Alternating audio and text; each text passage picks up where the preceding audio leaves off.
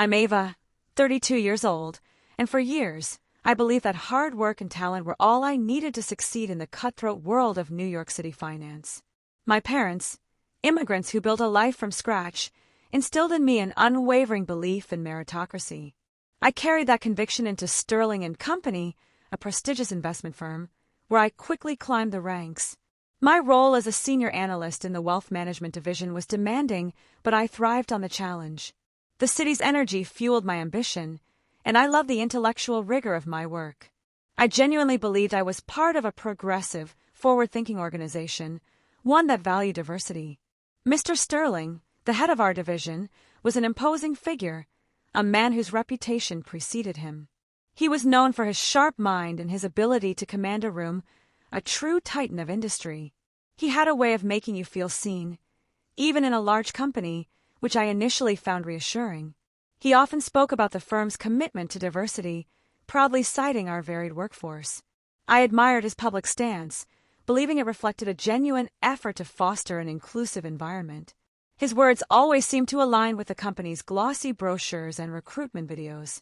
However, beneath the polished surface, subtle cracks began to appear. I started noticing a pattern in the way certain clients were referred, or how junior staff from diverse backgrounds were assigned to less visible projects.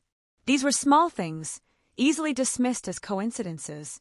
I told myself it was just part of navigating a large corporation, that I was perhaps overthinking things. My focus remained on my performance, on proving myself through results. I wanted to believe in the narrative of opportunity that had drawn me to this firm. Yet, the whispers in the hallways, the hushed conversations among colleagues, hinted at a different reality. There were stories of microaggressions, of ideas being overlooked, and of talent being stifled. I tried to ignore them, to focus on my own path. My personal interactions with Mr. Sterling were always professional, often encouraging. He praised my analytical skills and my dedication.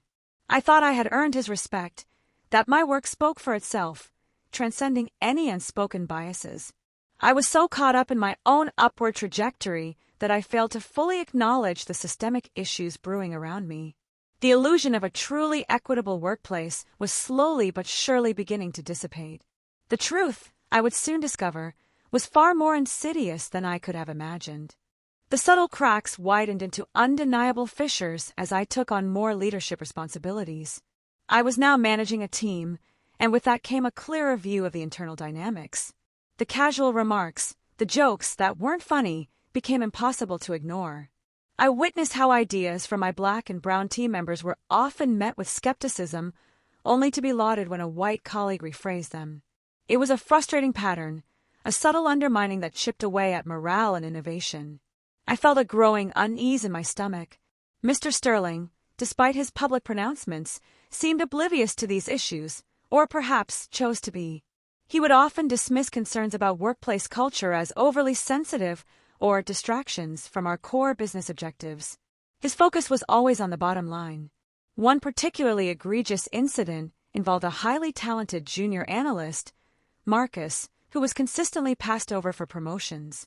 His performance metrics were stellar, yet he was always deemed not quite ready or lacking executive presence.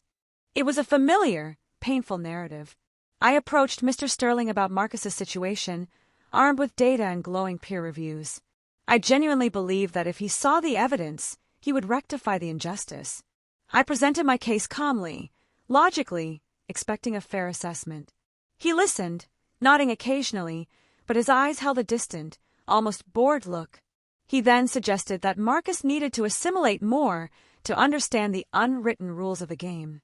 His words were a thinly veiled instruction to conform to a white-centric corporate ideal. I felt a cold dread settle over me. This wasn't about performance. It was about something far deeper and more insidious. The firm's commitment to diversity, I realized, was merely a performative facade, a marketing ploy for public consumption. My internal conflict intensified. I had always prided myself on my integrity, on standing up for what was right. But speaking out in this environment felt like professional suicide, a direct challenge to the very person who held my career in his hands. The weight of complicity began to press down on me. Could I truly thrive in a system that subtly, yet consistently, undermined others based on their identity? The answer, I knew, was a resounding no. My conscience wouldn't allow it. The breaking point arrived during a high-stakes client presentation for a major new initiative.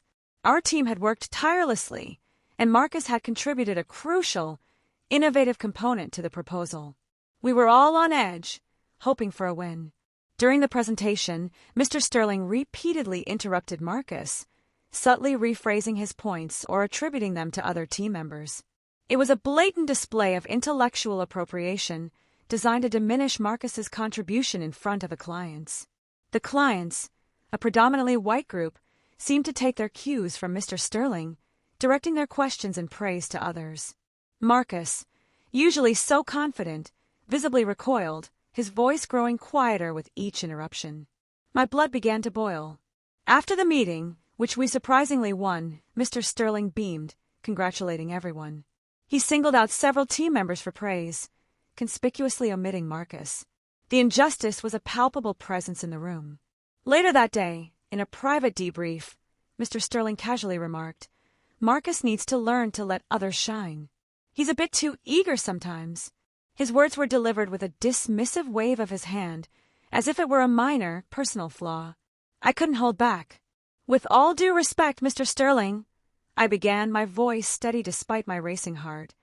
Marcus's contributions were vital, and he was repeatedly cut off. It felt disrespectful and frankly racist. The air in the room instantly chilled.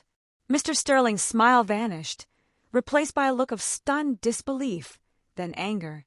"Ava," he said, his voice low and dangerous, "we don't use words like that here. You're being overly emotional." He continued, "We have an image to maintain. These are important clients. You need to learn to manage perceptions, not create unnecessary drama." He was telling me to mask the truth, to ignore the blatant discrimination I had just witnessed. I looked him directly in the eye. "I cannot mask actions that are fundamentally wrong, Mr. Sterling. My integrity, and the integrity of this team, depends on addressing these issues, not sweeping them under the rug." It was my refusal, clear and unequivocal. Mr. Sterling's face hardened, his eyes narrowing to slits. "I see," he said, his voice dripping with icy disdain. "Perhaps Sterling and Company isn't the right fit for someone with such rigid principles." The implication was unmistakable. Within days, my workload mysteriously dwindled. Important meetings I was supposed to lead were reassigned. My emails went unanswered, and colleagues who had once been friendly now avoided eye contact, scurrying past my desk. The silence was deafening, a stark contrast to the bustling energy of the office. I was being systematically isolated, professionally ostracized for daring to speak truth to power. It was a chilling demonstration of corporate retaliation. Mr. Sterling himself stopped acknowledging my presence, walking past my office as if I were invisible. The message was clear. My career at Sterling and Company was effectively over, not with a bang, but with a slow, suffocating whimper. A week later, I received a summons to HR. The meeting was brief, cold, and devoid of empathy.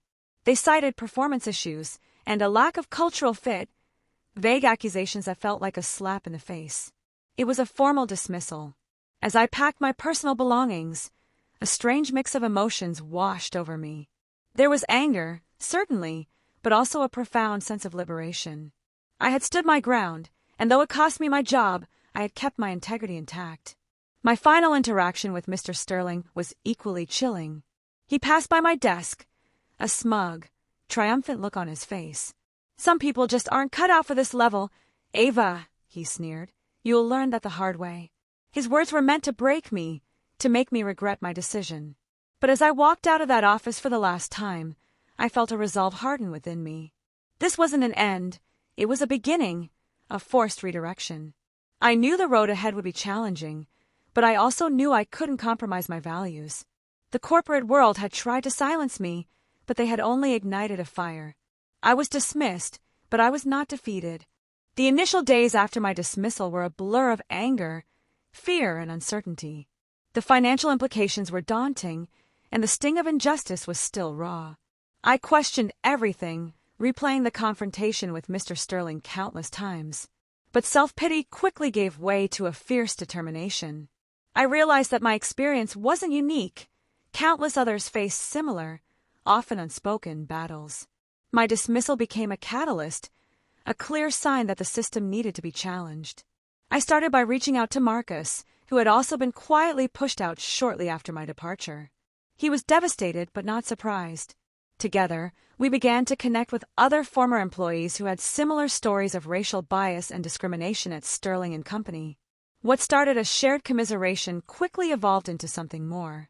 We realized there was a pattern, a systemic issue that went far beyond Mr. Sterling himself. The firm's culture was a breeding ground for subtle, yet devastating, prejudice. I began meticulously documenting everything: dates, incidents, names, and the specific discriminatory remarks or actions. I encouraged others to do the same, creating a shared, secure repository of evidence. This was my new project, my new mission. Simultaneously, I started building my own independent consultancy, leveraging my expertise in financial analysis and my newfound passion for ethical business practices. I connected with small businesses and startups looking for genuine, values-driven partnerships. I worked tirelessly from my small apartment, fueled by coffee and a burning desire for change. My network, previously confined to the corporate bubble, expanded to include diverse entrepreneurs, activists, and legal professionals. This period was a stark contrast to my previous life. There were no lavish corporate dinners, no fancy offices. But there was a profound sense of purpose, a feeling of building something authentic and meaningful. I was no longer just an analyst, I was an advocate. Mr. Sterling and Company remained oblivious to my activities. They assumed I had faded into obscurity, another casualty of their ruthless corporate machine. Little did they know, I was quietly gathering the pieces to expose their carefully constructed facade. My independent consultancy, Veritas Analytics, began to gain traction, slowly but steadily. My clients appreciated my transparent approach and my commitment to ethical, data-driven strategies. Word of mouth became my most powerful marketing tool. During this time, I connected with Sarah Chen, a brilliant investigative journalist known for her work on corporate ethics. She had heard whispers about Sterling and Company's internal culture and was looking for a credible source. Our values aligned perfectly. I shared my story with Sarah, along with the meticulously documented evidence I had gathered from former employees. She was shocked by the sheer volume and consistency of the accounts, realizing this was not isolated incidents but a systemic problem. Sarah, in turn, introduced me to a network of legal aid organizations and civil rights advocates. They were keenly interested in the pattern of discrimination at a firm as prominent as Sterling and Company, seeing it as a potential landmark case. We worked in secret, building a comprehensive case, cross-referencing testimonies, and gathering additional data.